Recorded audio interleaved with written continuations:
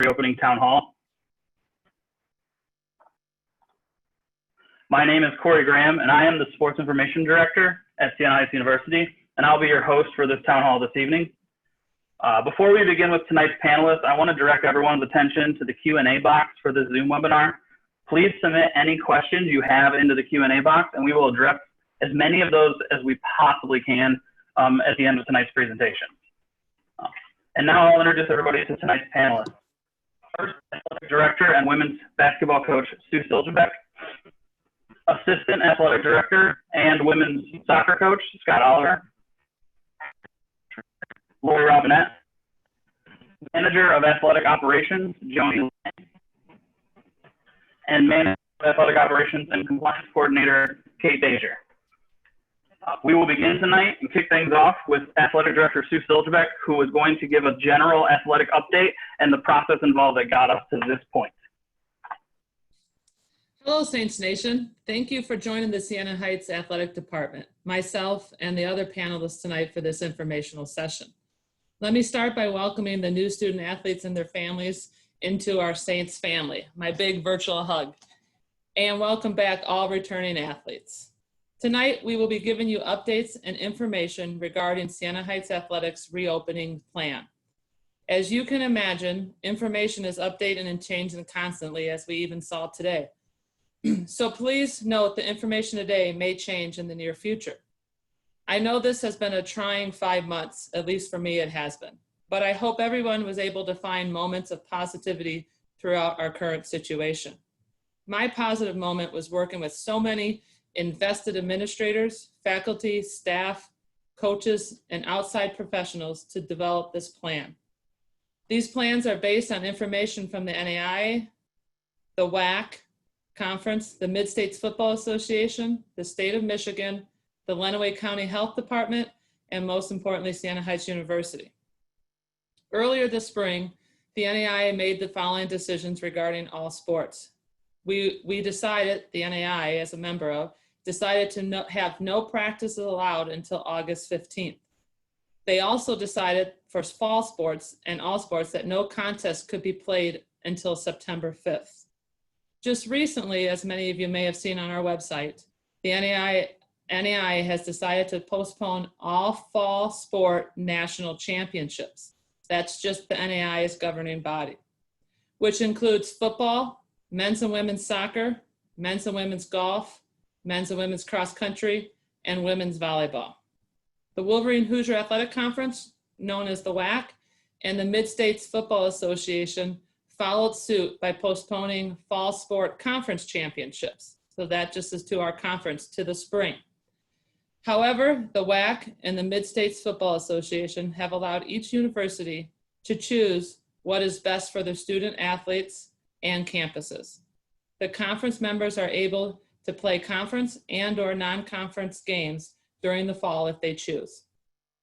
Siena Heights implemented a reopening committee whose purpose was to plan the safest possible reopening with the students' and employees' health and safety at the forefront of the decision process. This committee then divided into subcommittees to take a look at specific areas of the university. Tonight, we are just here to talk about the athletics subcommittee portion of it. Before making any decisions, university administration and other plans, they met with local health officials, researched best practices, and discussed plans from numerous peer institutions. We use this information to put together the safest protocols to return to campus and athletics. After talking with coaches and athletic trainers and our school nurse, I feel confident that we can execute this plan safely. However, it will require a great deal of compliance by our student athletes and campus partners. Scott Oliver, our Assistant Athletic Director and member of the subcommittee, will go over the expectations and protocols with you shortly. As of today, Siena Heights has decided to compete in the fall in football, men's and women's soccer, men's and women's golf, men's and women's cross country. For the safety of our athletes, we will not be competing in any contest until late September and into October, which is why we did not move our fall students in early. Unfortunately, Women's volleyball contest will be moved to the spring due to the limited numbers we are allowed indoors and the restrictions on gyms as outlined in the executive order by our governor. Under the current orders of the state of Michigan and Lenawee County, Siena Heights Athletics is not allowed to play any contests which do not follow social distancing.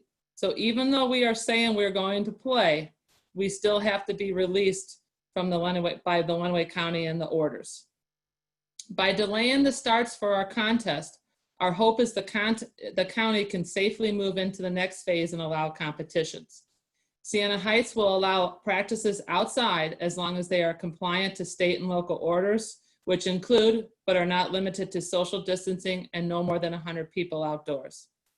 The NAI is currently working out details concerning eligibility, which we will monitor closely, and Kate Deja, our compliance coordinator and office manager, as well as Joni LeMay, our office manager, will speak on this topic shortly. The NAI and the WAC will be reviewing winter sports, which will be men's and women's basketball, cheer and dance, bowling, men's and women's indoor track and wrestling in the upcoming weeks. They will be looking at the number of contests and start days, but as of now, the plan is to go ahead as usual.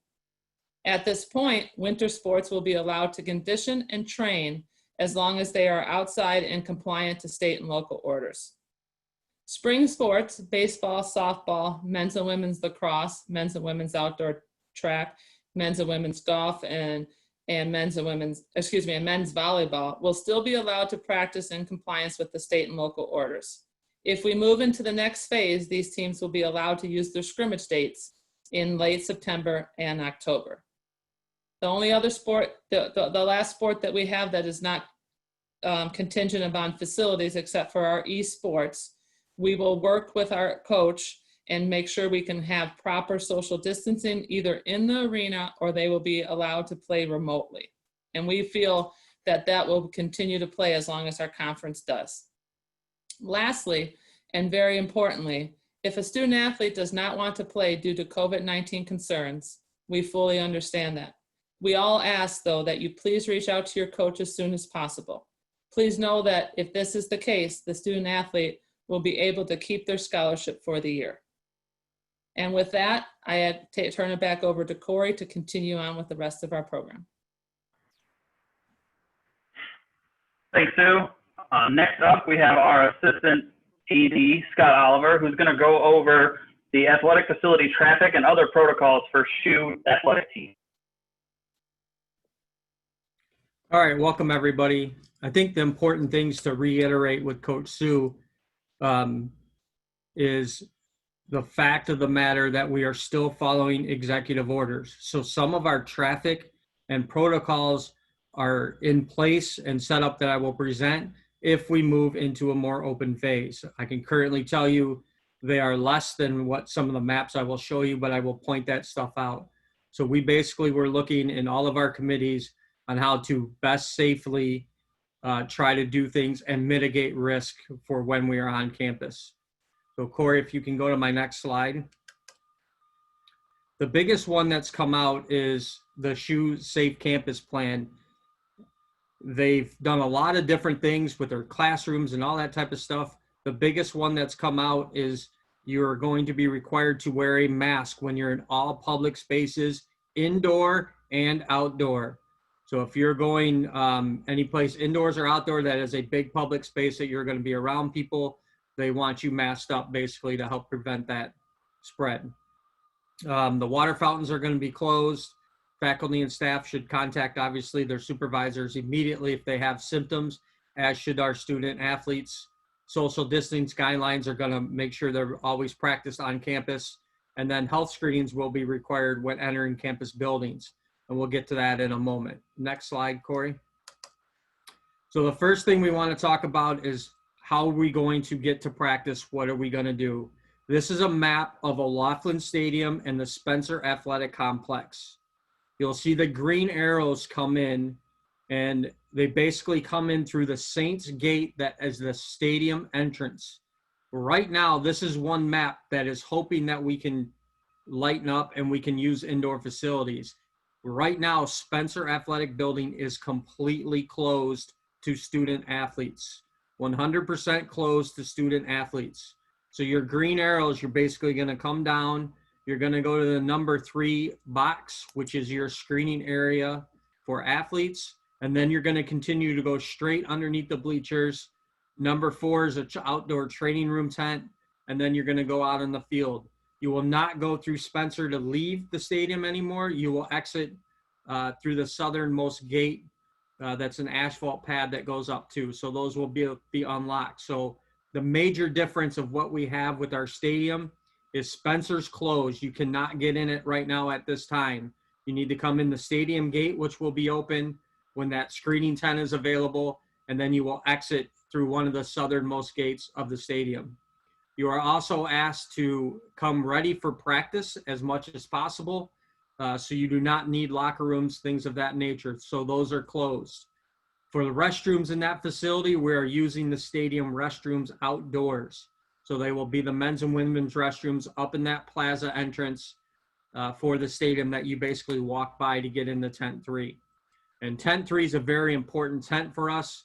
I can talk a little bit about it later. Lori will mention it. That is a screening tent for athletes. It will have a device there for you to check in. You will have to check in every day. Otherwise, you will not be allowed to practice for those, or you have to check in with our trainers. And then we obviously have outdoor tent, and we will have some outdoor locker room facilities so we don't have to sit out in the sun and just stage before our practices and things of that nature.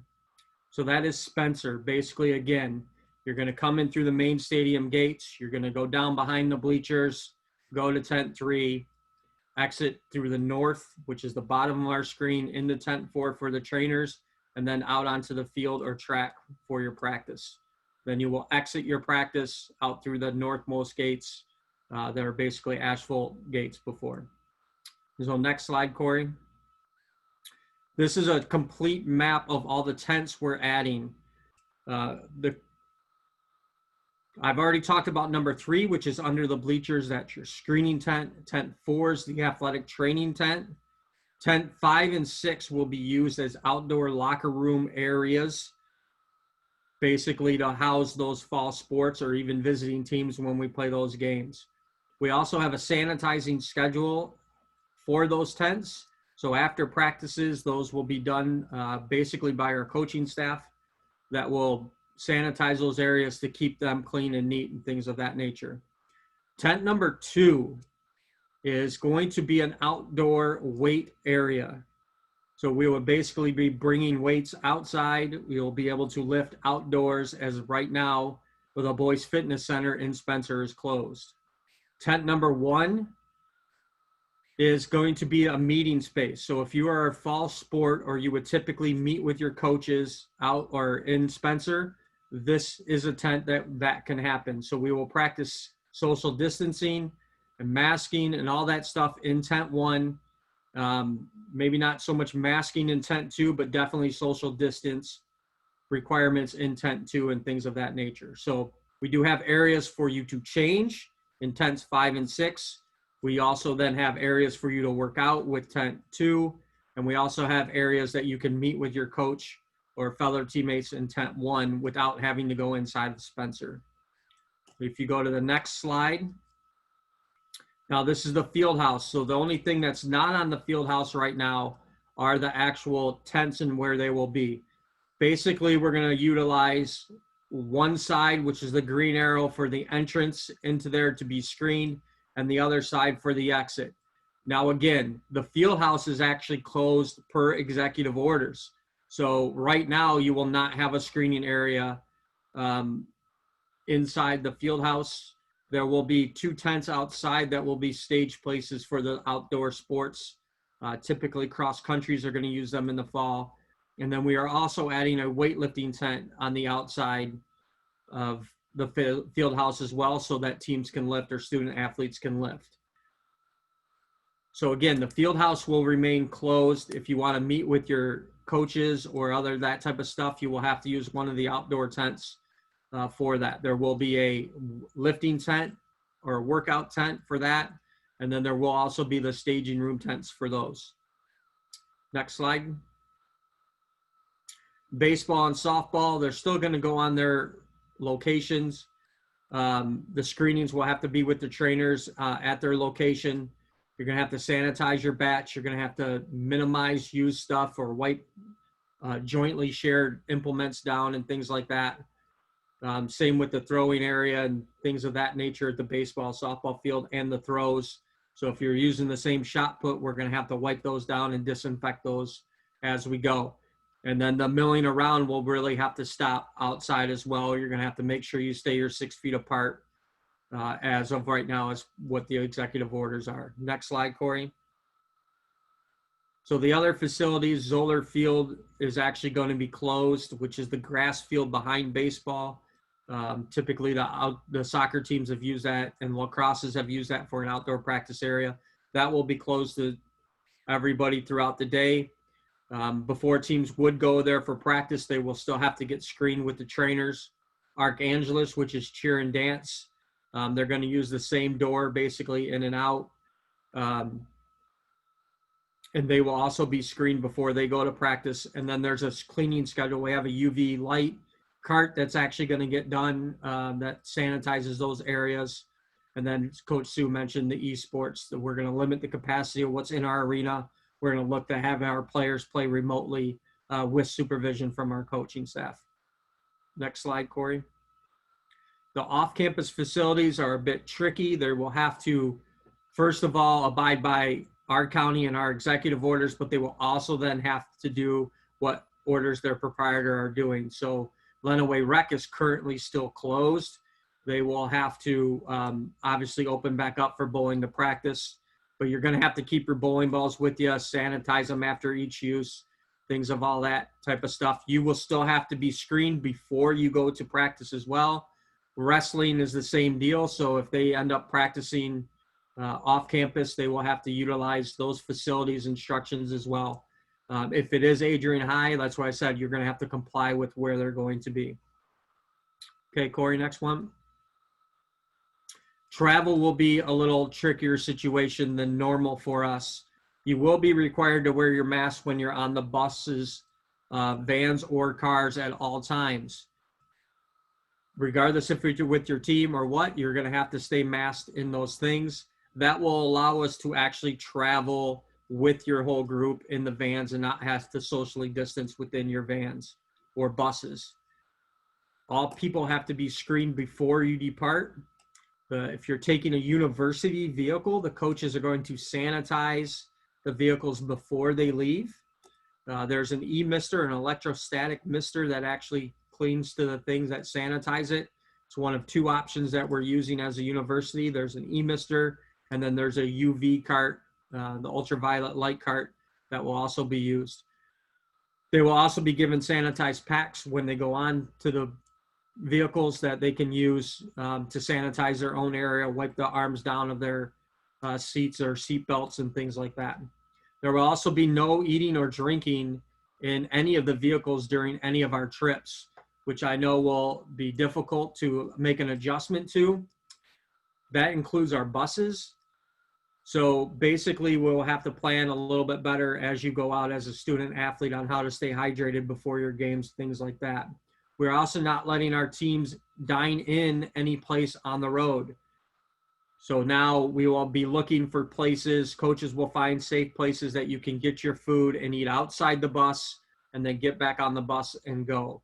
So there'll be no dining in and there'll be no eating or drinking on our buses or in the vans, things of that nature.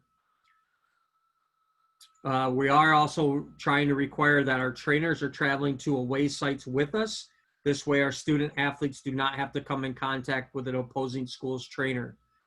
They will stay in-house and have that safety protocol in place there. And then of course, if somebody develops symptoms while they are traveling, we will make those for them to travel back separately, most likely with the team trainer in that separate vehicle. Corey? At this time, currently, we're not allowing spectators to be in attendance for any of our games. Obviously, our concession stands would be closed with no spectators there. But we are, and this is an important note, we are looking to expand the Siena Heights Sports Network and live stream every home game that we can, regardless if 2 of them are going on at the same time. So we are looking to expand that. Everything will be online this year. We're meeting currently, Corey's meeting with technology staff so that our stream doesn't break up as much, and trying to really get those balls rolling so that you will still have the opportunity to watch your student athletes play. Corey? Then before I get to the athletic training protocols, the biggest thing to remember about this whole deal is that this is not really about you. This is about our university and our whole people that live here. And it's much more than just your team or just you and your roommate. So a lot of these protocols exist to try to keep us as a university of 2,000 people, to try to keep us safe, minimize those risks, make some sacrifices personally that you're not used to, but to try to keep us so we don't have an outbreak and we won't have to close. We can continue to play sports. You can continue to get the education and the experiences that you were promised when you signed or committed to come here. Okay, Lori, I think I'm done. Thanks, Scooter. Our next panelist, as Coach Holler already said, is Lori Robinette, head trainer, athletic trainer Lori Robinette. She's going to speak on the athletic training side of things. Hello, everybody. My name is Lori Robinette. I'm the head athletic trainer at Siena Heights University. This is year 16. Quite a few changes going on. So we're going to talk a little bit about our protocols. So all of our student athletes are going to be screened daily when they have a practice, a team meeting, any type of gathering or competition. What we're going to do is we're going to screen them for a temperature. We purchased, a lot of you probably have seen them, they're a face screener where it'll read if you have a mask on and it'll record your temperature. It'll tell you what it is. And then we're also going to have 4 basic questions that we're going to ask each day. And what we hope is those answers are no, and then we're going to send you on our way. Our plan right now is, let's say, we talked about some of the off-campus things that maybe don't have a meeting. We'll have a set time for that athlete group to come and screen. If they do not screen prior to practice, they will not be allowed to practice, okay? So we also have, that's gonna be done daily. We're gonna record it. What it'll help us with, if we do have somebody who becomes positive or signs or symptoms, we're gonna know their pattern. We're gonna know where they've been, when they got it, when their symptoms first arrived. We have a referral process in place if we feel that people have positive signs or symptoms. We have a new school nurse that's come on. She's a nurse practitioner. So that protocol is set up with her. If we get positive symptoms, we'll refer to that process and we'll go from there. Next one, Corey. We're also, because of social distancing and limited space, even though we're gonna have outdoor tents, we're gonna have an app set up for treatment times where you'll be able to sign up, know what time you're coming in, and be able to show up and know that you're gonna get treated during that time without interference from other groups. The hardest part of that is going to eliminate, if something comes up, getting you in with crowding. So our staff will communicate well. You will have an ability to communicate with us and let us know if something happens and we need to see you. So masks are mandatory. In and out of the athletic training room, we're going to be in them too, because we want to keep everybody safe. And I know most of our athletes have all been working summer jobs and doing all this stuff already. So you know what it's about. Hand washing stations in the athletic training room. Outside we'll have hand sanitizers. Before treatments, after treatments, we have set up protocols for using hot packs, cold packs, how we're gonna do ice. All those are set up. One thing that we will be eliminating at this point in time is random outdoor ice baths. For some of you who love those, I'm sorry. Some of you who hate them will be happy, but we are not going to be able to do those. We just don't have the space. We don't have the materials. We just don't have the ability to do those at this point in time. Indoor and outdoor tanks are going to be not available indoors right now. As soon as we can, we have that system set up for that. All forms must be completed this year. So I know that we do these protocols, and you guys, a lot of you guys have received emails. You're going to receive emails coming up a lot this soon with paperwork attached. fill those out, get those returned. You can email them back to us, or you can bring them when you come to campus and we'll get you guys checked in. Those forms must be done this year. There's no exceptions. We need that information because if something happens, we need it at our fingertips. Does that make sense at all? We're also going to be adding an extra questionnaire once you get to campus for that. A COVID questionnaire, just some other stuff. Corey, next. Is that my last one? So that's our biggest thing. We want you guys to be socially responsible. You have been, we know you've been, it needs to continue. Mask wearing is not an option. It's going to be done. Hand washing and controlling. We're going to do everything we can to keep you guys safe. We want to see athletics go on. We want to see sports go on. So we're going to be strict about these policies. Okay. Thank you. Thanks, Lori. Before we get to the last part of this with eligibility, I just wanted to remind everybody once again, the Q&A box, if you have any questions, please submit those questions to the Q&A box. And after our presentation, we'll try to get to some of those, as many questions as we can. So once again, the Q&A box. So on to our last two panelists. They will be our Manager of Athletic Operations, Joni LeMay, and Kate Dazier, who's also the Compliance Coordinator, and they're just going to give us an update on eligibility.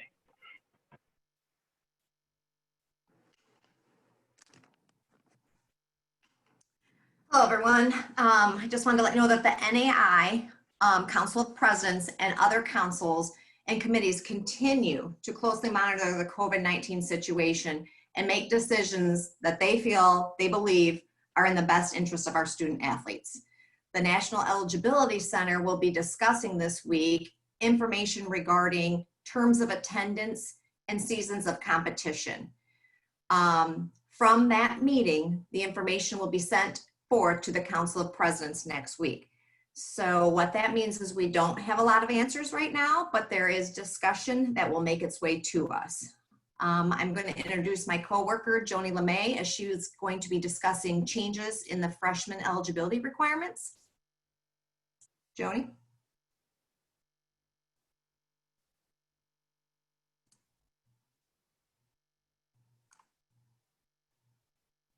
Hi, everybody. I guess I had to unmute myself and put my video on. Anyway, good evening and thank you for joining us. And my name, like Kate said, is Joni LeMay. I'm the Manager of Athletic Operations over at the Field House, and I do the athletic eligibility along with Kate. And like Kate said, this year's freshman eligibility requirements are a little bit different because generally the entering freshman would have to meet 2 of the 3 initial eligibility requirements, meaning the score of the ACT or SAT, high school GPA, and a class rank. They'd have to meet 2 of those 3. So this year, the NAI has changed it, and the freshmen seeking a decision for both fall and spring semester, you're able to meet the initial eligibility requirement by having only a 2.0 or better final high school GPA. In the NAI Eligibility Center, they will automatically apply that exception when they are looking at your status. So then if they do apply that, then you are automatically eligible to compete in the 2021 academic year.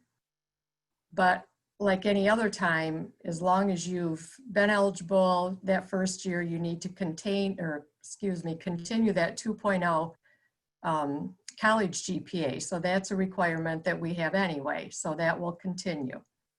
And so just one last reminder, and we talk about this every year, because you send your transcripts to the Eligibility Center, we tend to forget that you have to send them to Siena Heights also. So again, it's just a last minute reminder. Please send your transcripts to both the Eligibility Center and Siena Heights University. So, and again, Kate and I were both available by email. Our addresses are on this presentation this evening. And again, if you go to the Shoe Saints website, we are both listed there too. Thank you. Thank you, Joni. If anyone has specific eligibility questions, please feel free to contact Joni or myself. Every student kind of has an individual path that they may have been on. Feel free to reach out and contact us. Thank you very much. Thank you both.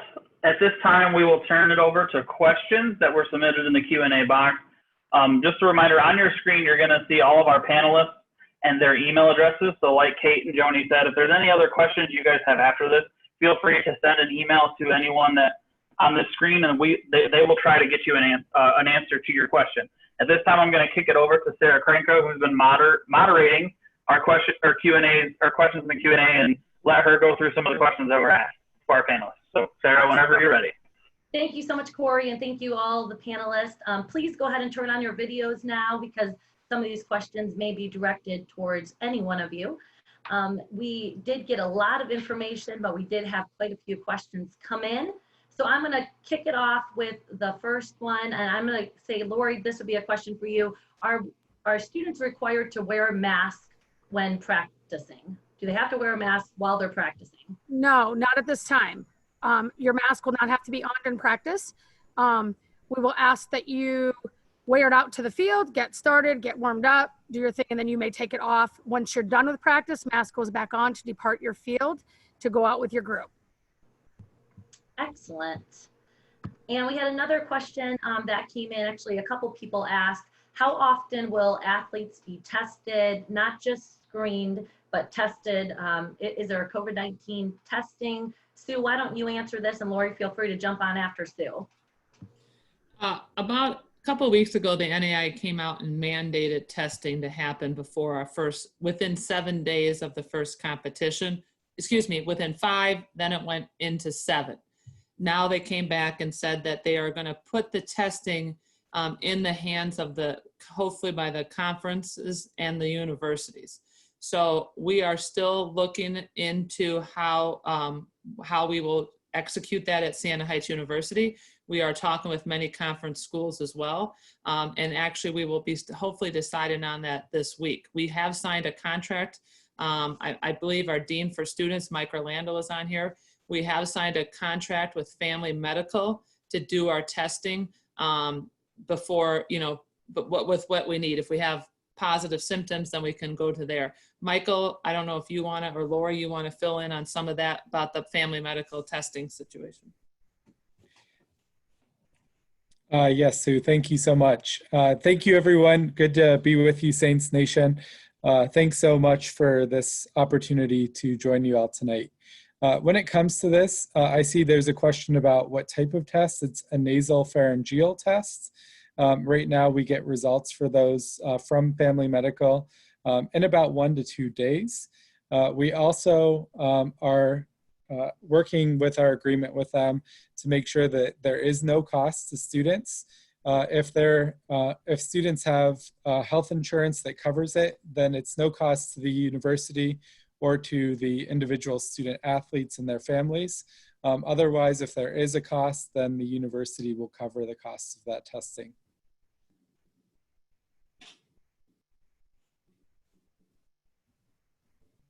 So we have a similar question, and this is regarding how often coaches and the coaching staffs for specific sports will have to be tested.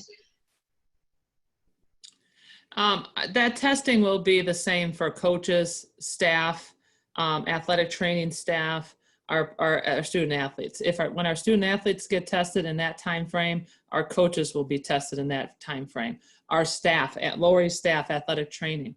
We have been discussing, and I'm going to be completely honest, our plans with testing are still in the working phase of it. But if that's the case, we've even talked about testing. Corey, I know you're on here still. Are we going to test our sports information workers? Because they're around our athletes as well. So if our student athletes get tested, our coach will get tested, absolutely. And we are going to, look into all that, and we will have that, like I said in my introduction, there may be questions we can't answer fully at this time, but we will be forthcoming when we acknowledge all that and we get that into a statement. You will be the first ones to be able to have that and hear that as our athletes, our student athletes. Thank you so much. Anything else to add? All right, then here's one. Just somebody asked about fall lacrosse tournaments. Are they going to be a go, yes or no? Fall lacrosse is part of the spring sports. You know, I'm going to be completely honest. You know, I took over for a legendary athletic director, Fred Smith, July 1 and January 1, it was moved to the full time. And I unfortunately had the not the joyous, most exciting time to announce that we had to cancel our spring sports. So as long as we can be as safe as possible and we can get our spring sports to play, we're going to look to do that. But as of right now, we cannot play any sports. Even right now, we can't play. If we played football today, we couldn't play because of our Lenawee County governor and our governor's executive orders about the social distancing. So if those are removed, absolutely, we will play lacrosse scrimmages, we will play baseball scrimmages, we will play softball scrimmages. But we're hoping that in time, last week of September, hopefully early October, we can move into a phase where we can play those games or tournaments. Okay, we have another question regarding the food and drinking before games and competitions and practices as well. So someone asked specifically if for travel, if student athletes aren't allowed to eat or drink on the bus, how will they be able to be ensured that their bodies will be fueled and hydrated? So that was just more specifically geared to how we'll deal with eating and drinking during traveling. We are allowed, you can have, your water jug on the bus. We're talking like you're drinking with meals. Scooter, I know you've talked with the bus companies. Can you share some of that information with the bus rules and regulations about the eating and drinking?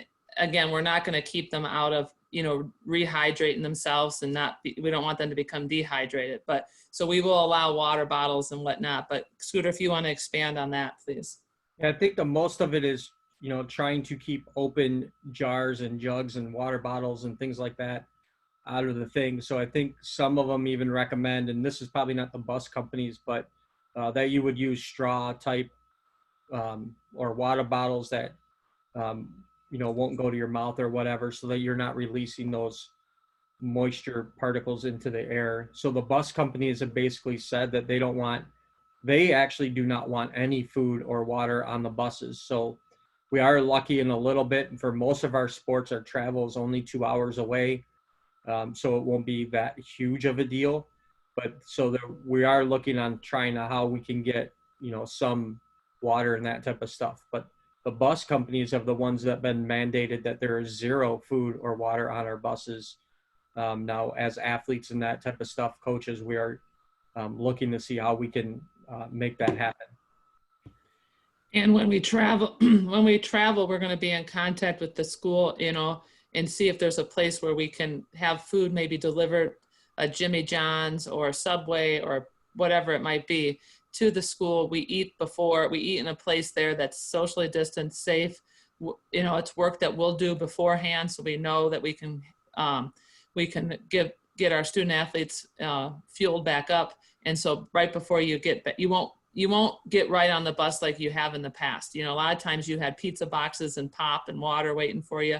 At this point, we'll have the food and stuff at the contest site that you're at. We'll probably eat there, drink there, and then get yourself back on the bus. So our travel will be a little longer in that way, but we really do not want to stop in restaurants and add another stop there and a possible opportunity for catching the virus.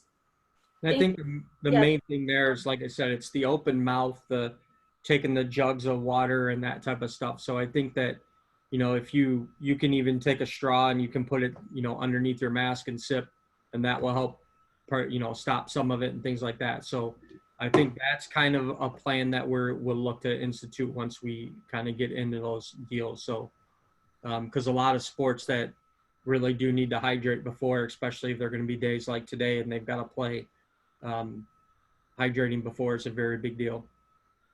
Thank you, and I appreciate both of you clarifying that. I think a lot of the question did come from, that before and after. So although we can't do things on the bus, I know that the athletic department has put down that, there'll be coolers, beforehand. We're definitely going to supply the student athletes with hydration, with fuel. We definitely want to take care of all of you. So thank you for clarifying that. Ashley, go ahead. Another question we have is if teams don't have a designated lift, will student athletes still be able to use the workout lifting areas individually, or does it have to be a scheduled team lift? We're actually discussing that currently. So as Sue said, to be very honest, we are actually discussing that. We discussed that today. We'll also probably be discussing it tomorrow and the next day to figure that exactly out. So right now, we're also trying to figure out the work study that would have to happen for that to happen, things like that. So to be honest, we don't have that answer. We would like that to happen. I believe we would like that to happen. We just have to make sure that we can do it safely and appropriately and things like that, and that we are responsible for our equipment and the sanitizing before and after those individual workouts without coaches. And so, because somebody did ask a question specifically about work study, could you just restate that one more time, Scooter? Do you foresee us being able to have students being able to do athletic department work studies? Or Sue, anybody? Yeah, from what we've been told so far, work study will continue, obviously in the safest way possible.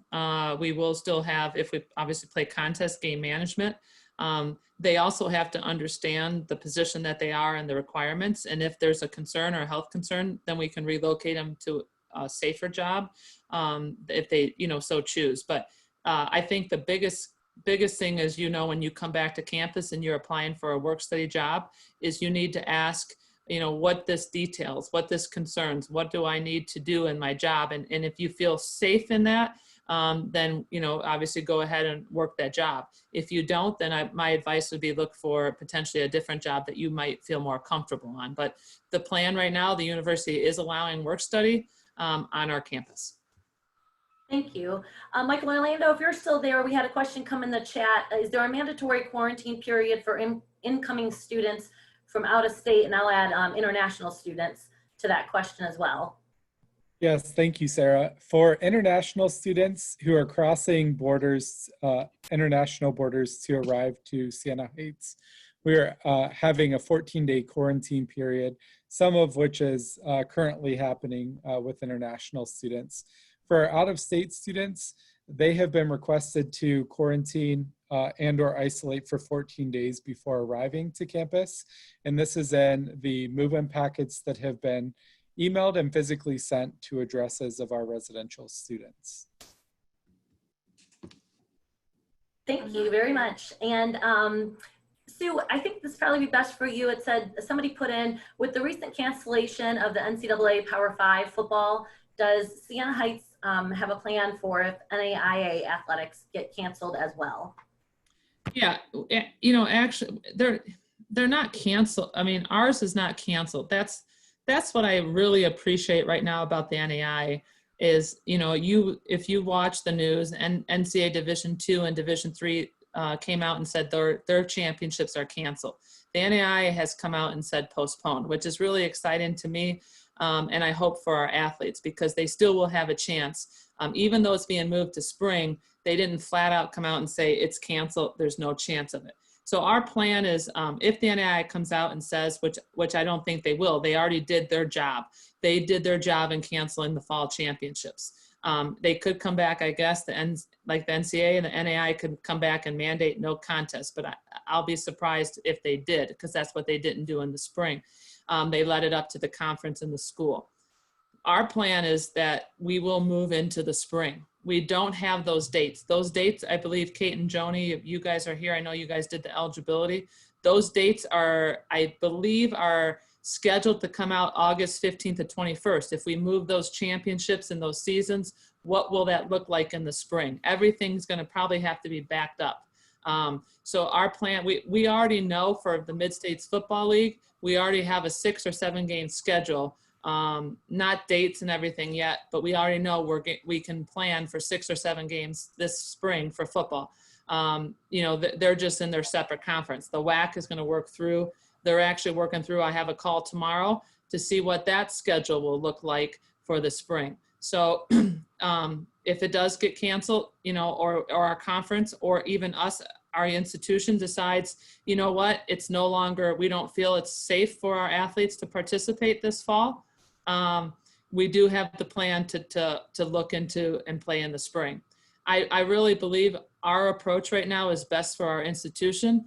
With us not playing until the end of September and October, we give it an opportunity, we give it a chance. And what that means is we just didn't decide right now. It could get better. We hope and we pray that it gets better. And we have, you know, with the COVID things, information coming out daily, that's a long time. It's really not when you think about it, it's right around the corner, but it's a long time. Some things can change. Our cases could go down, our county can open up more, our state, it could also get worse. So we're ready. You know, the big word everybody uses is we're able to pivot. And the plans that we've put in place as the university and this athletic department, we're comfortable to be able to pivot if necessary. But I value our athletes, I value our athletes' opportunity to play, but I don't value it as much as your safety. So if it comes to and it's not a safe situation, we will move those games to the spring. The other thing I want to add to that is that also goes for your education. So there are plans upon plans of what happens when our government shifts through different phases and different regulations. So, and your athletic department have been on those task force and those committees. So there's been a lot of planning in the summer that not just with games and practices and what are we going to do, but what's going to happen as things tighten up or loosen up with our government controls and things like that. So if you're worried about, well, what happens if this changes? What happens if this changes? Siena's talked about those very things basically probably since late April, early May into June. And then we've really hit it hard June and July. So there are a lot of plans upon plans as things change, even outside of athletics. And Sister Peg and the executive board, ECA, can really be complimented on doing a lot of those things and putting a lot of those forward. So if you do question whether there are plans, there are plenty of them, and your utmost leadership of our school is really taken forth and put those protocols in, even mandating them down from athletics. Thank you so much. I am sure that's very reassuring for people. Go. Thank you. Will the university still be able to offer the flu vaccine? Do we know anything about that? Yes. Yes, flu vaccines have been ordered. They'll be available in our student health clinic and at no additional cost to our students. Awesome, and this is one for either Kate or Joni. There's a question, just what do transfer athletes need to do? I don't know if that's in regards to eligibility or maybe paperwork. Can either one of you touch on that? Yes, as far as a transfer student goes, that's probably a very specific question. So reach out to one of us for certain. But just like Joni said, in a freshman requirement, if you sent your transcript from your whatever previous school, it needs to come to Siena and the NAI. I would prompt that you actually, even if you can get a student copy of that to your coach, I would appreciate that. A lot of times I comb over those transcripts and look for anything that might be worrisome.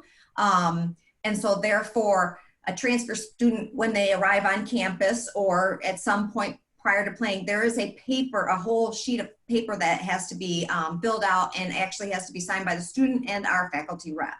So there is a process for it. The biggest thing I can say right now is request the transcript to come to Siena and the NAI. They both need it. But please feel free to reach out to us. Thank you. And again, on your screen is the different contact information for everyone. Lori, can you answer? We had a couple questions. Should athletes be bringing their own water bottles with them? A couple students had read that there is no drinking fountains available on campus, but will there be a place for them to fill up a water bottle at practice? Will we be supplying one? Should they bring it themselves? Great questions. We are looking into purchasing half-gallon or gallon jugs for all of our athletes or individual bottles. Coaches have put those requests into us. We will ask that you bring your water jug filled the first time. My suggestion is that athletes maybe freeze it and then bring water with them. We have ordered and looked into buying a water station where our staff will fill your bottles and then sanitize that station outside. So we're asking that you bring to start with, get one filled up for you, but individual bottles shared amongst teams are not going to happen. So it's going to be an individualized system, but we are going to have the means. We're never going to let you run out of water. You're not going to be in the middle of practice and not have access to more. We will make that happen. So don't ever question about that. But the drinking fountains itself and those water bottle fillers will be closed because of too many touch points. But we will have that system in place for you. Awesome. And Lori, somebody asked the question about what questions will be asked during screening. Will the answer need to be no to all of them in order to be cleared, or can you go into a little more detail about that? Sure. So the basic questions are going to be, have you been around anybody who's been tested positive for COVID in the last 10 days? Have you been around anybody? Do you have a cough? Do you have a fever? Do you have a runny nose? Those are the 4 basic questions. And then you're going to pass your temperature screen. Okay. So a high temperature. And those 4 basic questions have to be no's. If you tell me, oh yeah, my best friend just tested positive for COVID of yesterday, we're going to pull you out because of contact tracing, and we're going to go from there and monitor your symptoms. So those all have to be no's.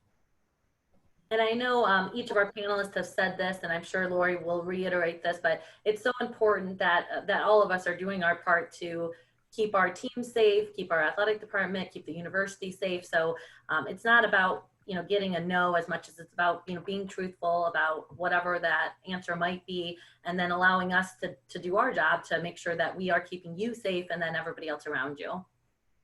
Thank you, Sarah. Sarah, also, I know Corey is going to end with this, but there is a link on our Sault Saints website which has that plan, and those exact questions of the screening are on that plan from the NAI. So if they'll explain you where the link is and what you can find with our reopening plan for athletics, but the exact screening questions are on that, in that plan.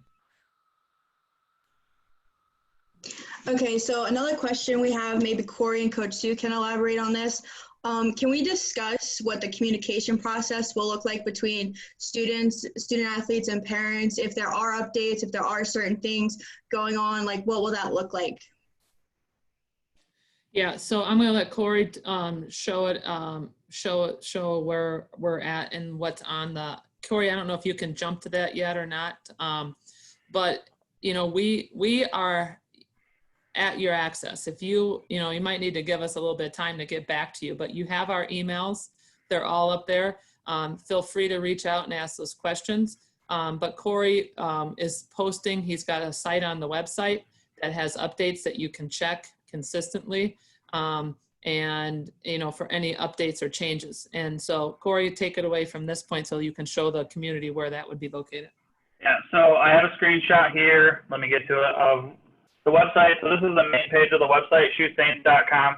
So right now you see that the story up there is the town hall story that's been up on our website for a while.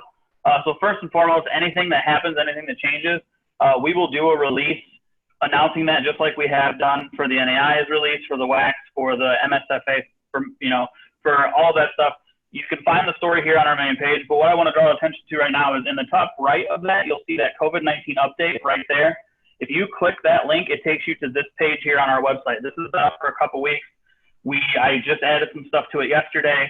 But if you look there, all of those links are something that if you click on that, it's going to take you to that information. So we have all of the NAI stuff, all of the mid-states football announcement, the WAC announcement, the USBC announcement for their COVID-19 updates. And then we also put the Siena Heights University Safe Campus Plan that was released yesterday, and as well as the NAI COVID-19 FAQ. And you can't see it below this because my screenshot wasn't big enough. But right below the NAI COVID-19 FAQ is also the Siena Heights University COVID-19 FAQ. So there's a ton of information on this page. And like I said, we will continue to update this. If there's any other COVID-19 updates that directly affect Siena Heights University, it's going to be on this page. And if it's news, it's also going to be on that front rotation of our website for you guys to find it. as it comes out. Excellent. We do have quite a few more questions, so please bear with us and hang in there with us. Thank you so much, Corey, for sharing that. Someone asked, with the phase we are in now, are we allowed to practice and compete against other schools in the fall? Sue, I know you talked a little bit about that. Can you clarify for this person? Yeah, we're allowed to practice right now. Currently, as of today, we can practice 6-foot social distancing. It's really kind of, you know, skill development. You can't play like one-on-one where somebody's within 6 feet of you. So, but our coaches know this. They've been planning it. They're excited to get the opportunity, and outside. Right now, as of today, we cannot compete due to our county regulations.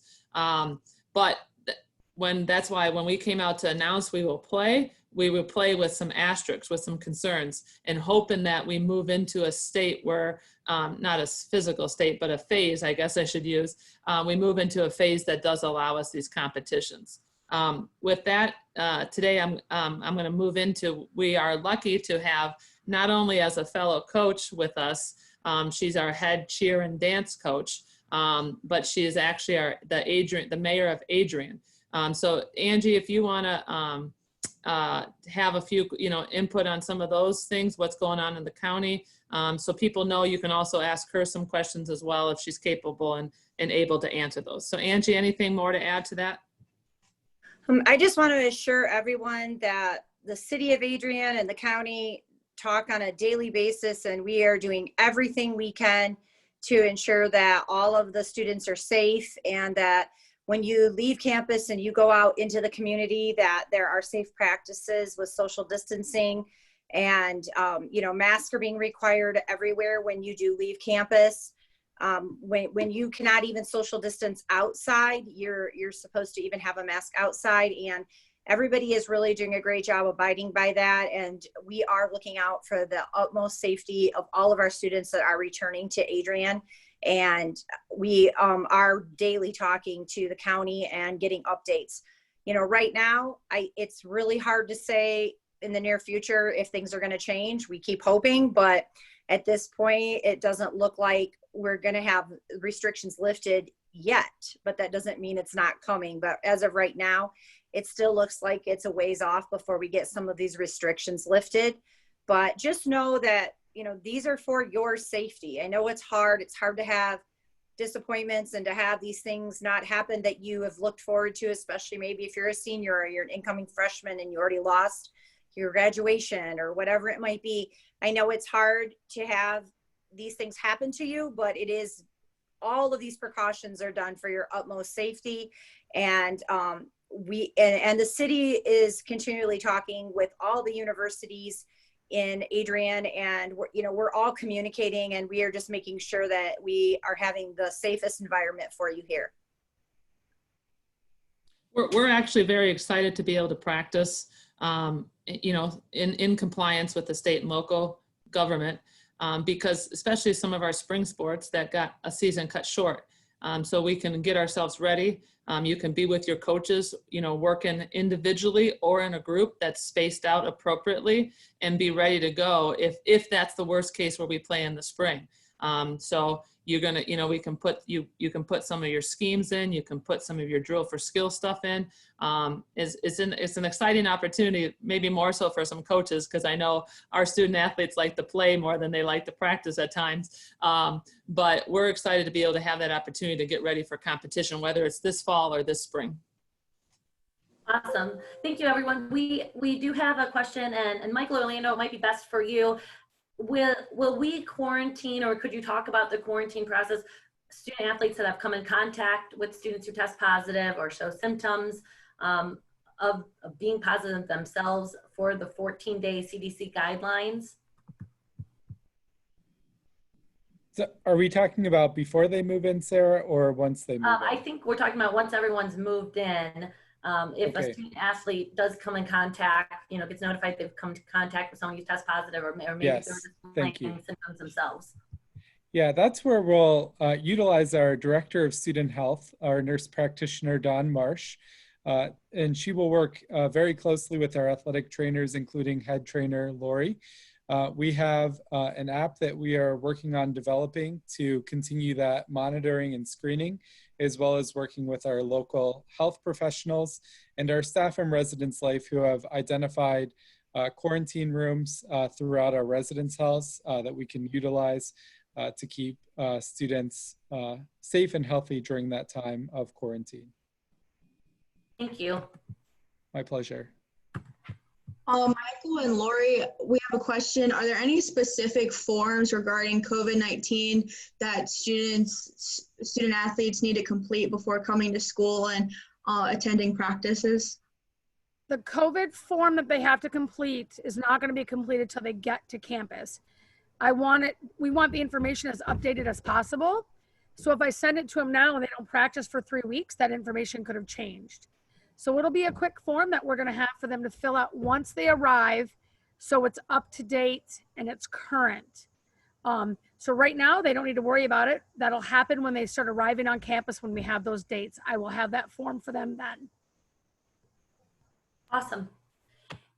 If Sue, just somebody said if several conferences are canceling their season, why have you felt that Siena Heights doesn't need to cancel yet?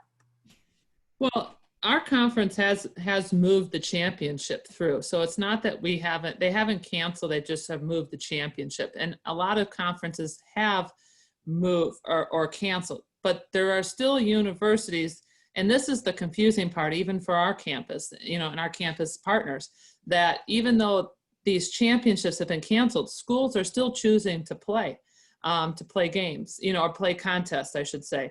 The Division II and Division IIIs have canceled. Well, we're hearing that even our school in our same town, Adrian College, the Division III championships were canceled. They're still playing.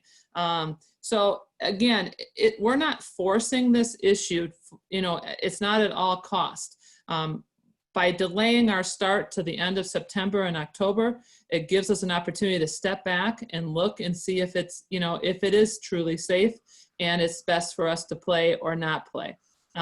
So that's why I said tonight, it could change tomorrow. It really can. Today we heard that the Pac-12 and then yesterday the Big Ten canceled, canceled their seasons. And that doesn't mean it might not be down the road for us. But at this point, we believe it's best for our institution. And I always think an opportunity to play instead of, if we come out and say we're canceled, we're done, and things get better, we can't really backtrack, so it's given us a little bit of time. I guess the key I read, I've been reading a lot on this, and somebody said, if we can just be patient and just sit back and not sit back, but do work and have plan A, plan B, plan C. Scooter, I think we're on double Z, right? Plan double Z. But if we can have plans so we're able and capable of pivoting at any time, then we can do that. And so that's why we chose as a university and our administration from the president on down that we will go with the fact that we're going to still try to play. The good news is we don't have to play tomorrow, and we will monitor it daily from our health officials to our university administration. I do think that's another good point to add, Sue, is we've actually had talks with specific Lenawee County health officials and with our mayor and things like that. And we've kind of been given the, okay, it is okay. Lenawee County never was really high on numbers. So if you look at cases per million, the county still feels that we would be safe enough to do that. Excellent. Just to kind of reiterate, because we have quite a few questions, but I think it's been stated multiple times that if the fall sports get canceled, it's the intent of the university and the athletic department definitely to be able to do those to have the games and competitions in the spring.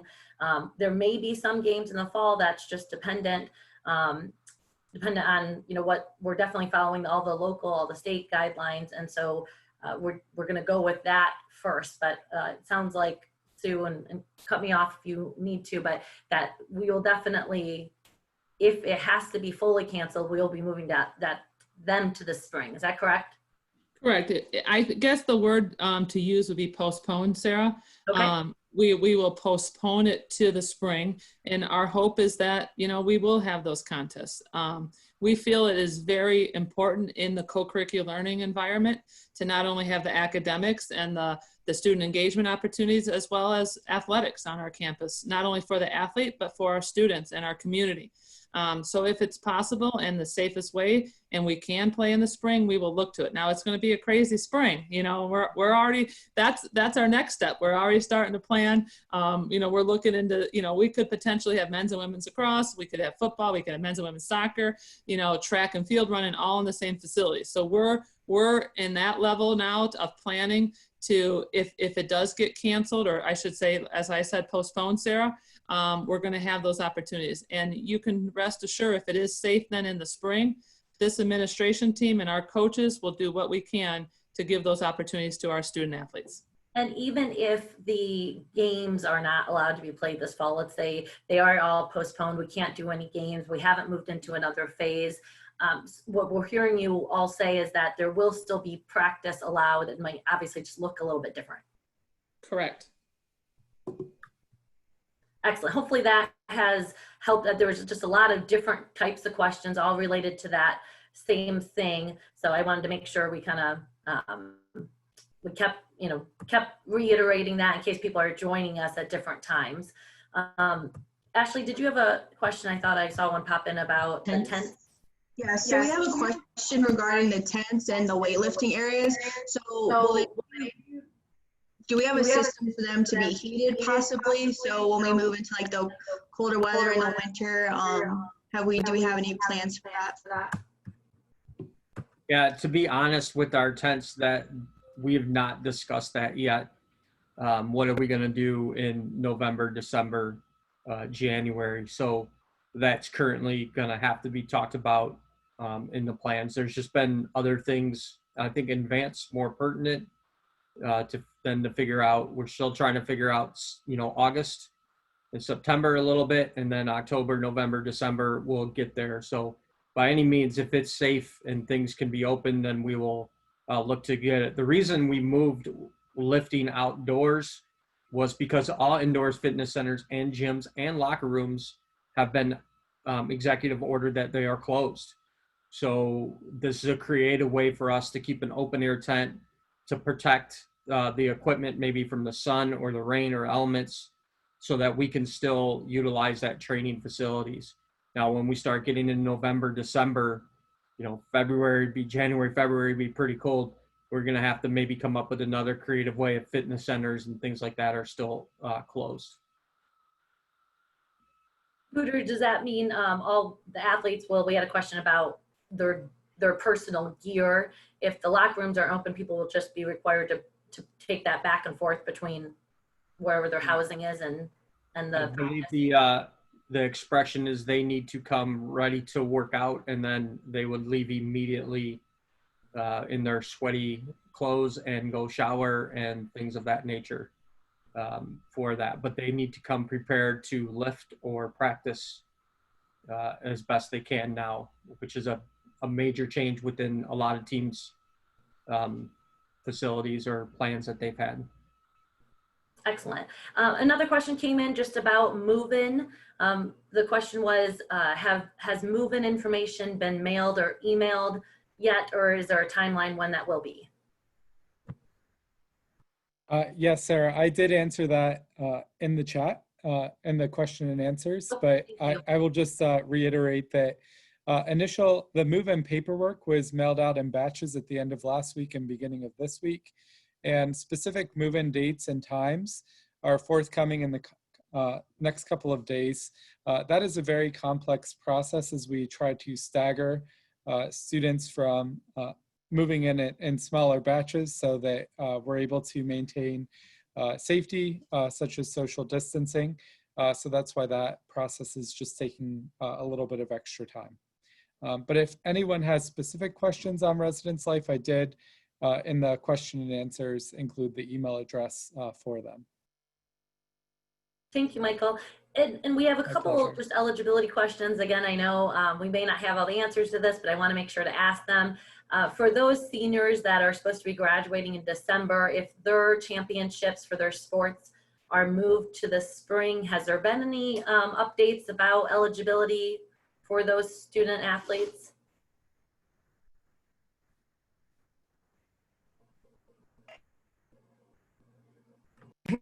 Oh, you're muted. Kate, I think you're muted. Can you unmute? Can somebody unmute her?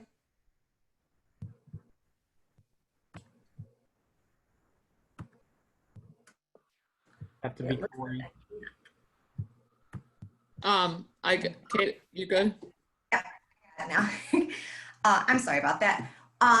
Those are the decisions that the NAI Council of Presidents will be meeting. The National Eligibility Center, like I said earlier, is actually meeting and on the terms of attendance and seasons of competition. So those are two really big questions that we don't really have the answer for now.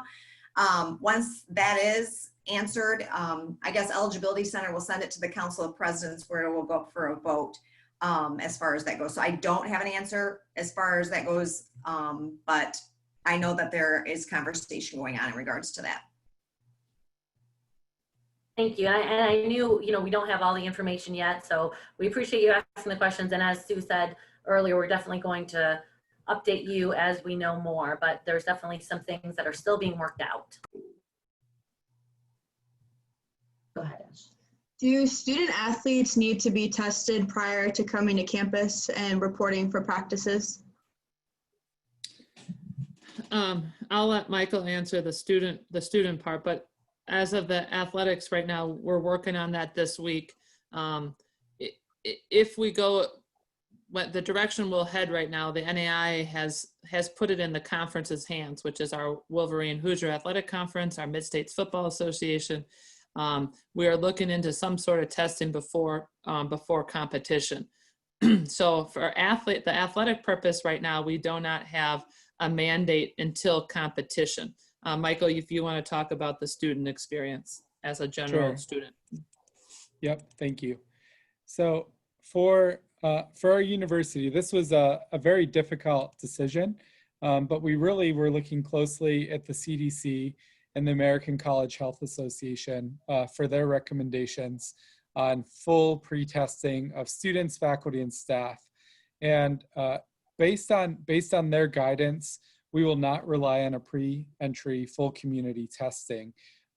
It really came down to a number of factors, including the affordability to our students and their families, including the reliability of testing and the resources. We will continue to look to guidance from local, state, and associations like the American College Health Associations to continue to determine what steps for testing of our faculty, staff, and students may be needed based on the changing conditions of COVID-19. Thank you, Michael. And we're getting to the end of some of our questions.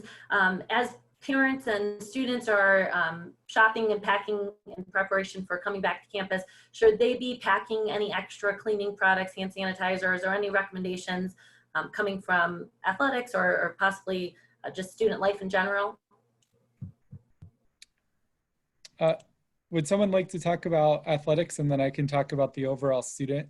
Lori, you want to start, Lori? So we have a couple systems in place. We have sanitizing equipment that we have purchased.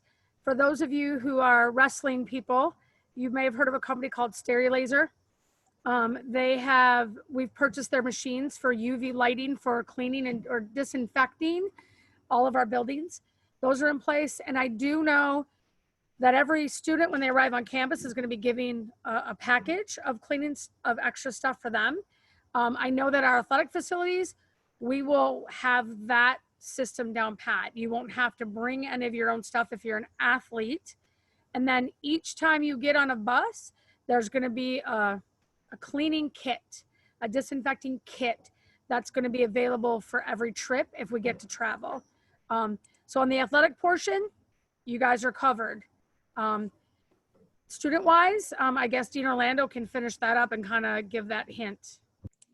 Yes, so we do have a cleaning supply as well as a safety health kit that we will be providing to all of our students living on campus, and then our commuter students will also receive a safety kit, a health safety kit, which includes one Siena Heights branded face covering, as well as some other goodies to help keep you safe. Excellent. Well, that hopefully wraps up most of our questions. There were quite a few that came in, and we don't want to keep anybody too long. I'm going to let Corey and Sue wrap us up. Thank you. Thank you for asking so many great questions tonight. Thank you, Sarah, and thanks everybody, all the panelists. Once again, I'll go through this really quick. Go for the COVID-19 update. Click that, it'll take you to all the information we have currently on COVID-19 and any updates that we have in the future will be put on this page, as well as headlines right here. That story. Also, particularly the one sport, for instance, when we had the NSFA announce the football, they're applied to football, all that it affected. So you can find it in those three spots. You can find it on the main sport, individual sport, and the COVID-19 update.